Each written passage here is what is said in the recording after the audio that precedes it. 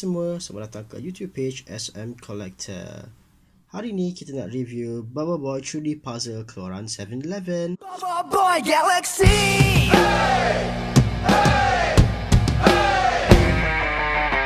Ini adalah figure 3D puzzle Bubble Boy yang dikeluarkan oleh 7-Eleven pada tahun 2015 yang lalu.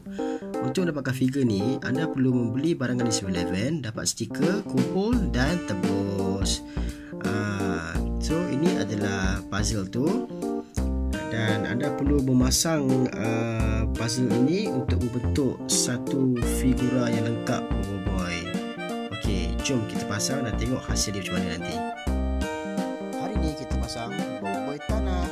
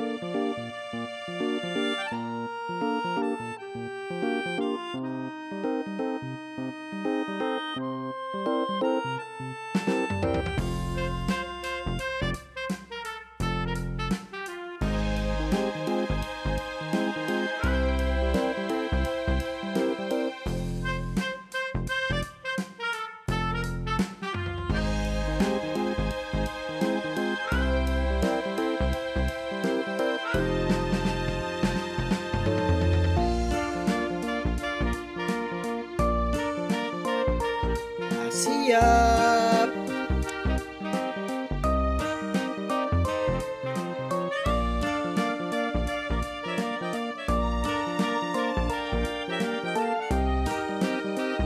Terdapat 8 figura keseluruhan bagi set Bubble Boy 7-Eleven ini. Hari ini kita dah cover figure yang kedua. Sekian saja sesi review untuk hari ini. Jika anda suka, jangan lupa like Facebook dan Instagram SM Collector dan subscribe YouTube page SM Collector. Jumpa lagi. Bye bye.